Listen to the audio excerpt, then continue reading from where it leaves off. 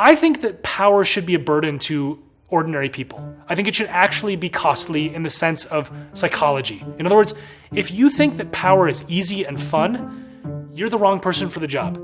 Because everybody at the highest levels of power is, no matter what they do, ruining some lives and making some other lives much better. It's a distributional choice. If you're the president of a country or if you're the CEO in charge of a major corporation, your decisions affect people's lives for better or worse. And some of those effects are catastrophic. You should have to live with that. It should weigh on you. If it doesn't weigh on you, you haven't done your job right. You have not developed a system in which the psychological distance you face is actually at the right level. Understand that the consequences of your decision are affecting real people. So psychopaths can't be fixed in this regard. No matter how much a psychopath gets to know somebody, they just don't care about them. So if you have a psychopath in charge, psychological distance doesn't solve the problem. For everyone else, it's a key ingredient in making sure that you perform better if you end up in a position of leadership.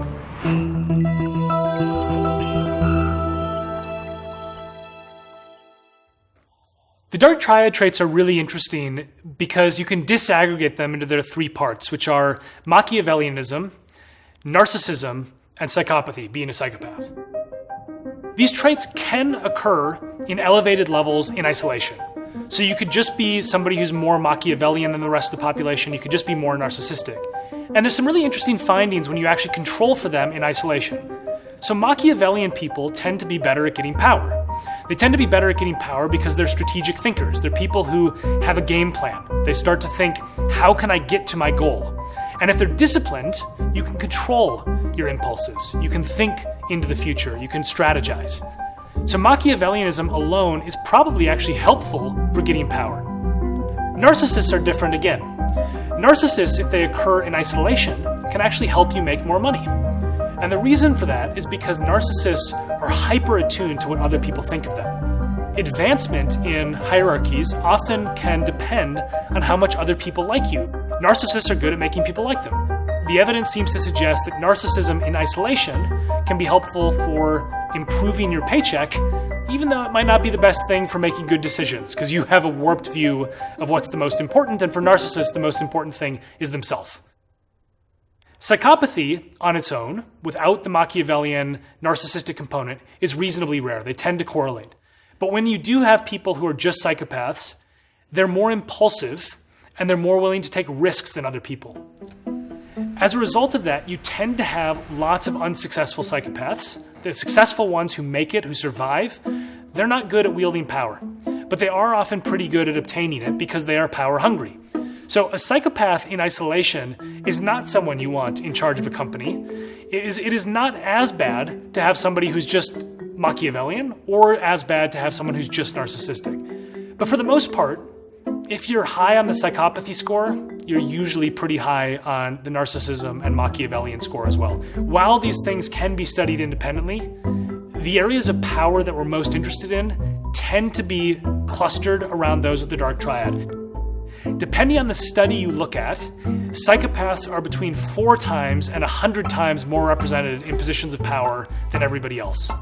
We've clearly got this all wrong. we have clearly designed systems that are not doing an effective job at screening these people out or weeding them out once they get into power. As a result of that, we have people in power who have no business being there at a much greater rate than the general population. So I firmly believe in democracy, which means I think elections are essential and a vibrant part of choosing leaders. I think there are a few things we can do to make them function better, both in the scrutiny process and after someone has come to power. So the first thing is I think we should have some psychological screening at the top jobs.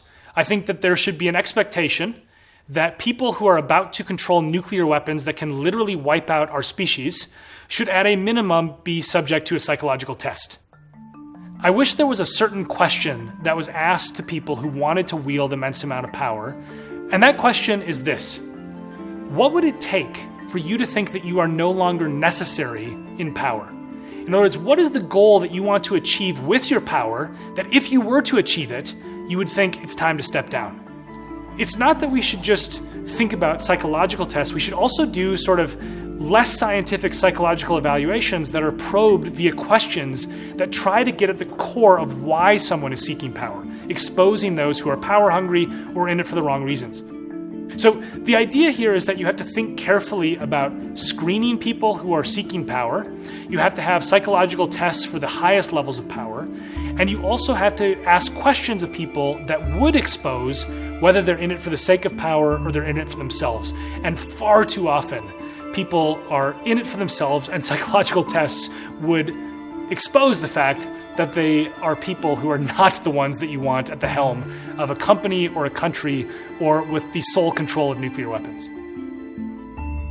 Get smarter, faster with videos from the world's biggest thinkers. To learn even more from the world's biggest thinkers, get Big Think Plus for your business.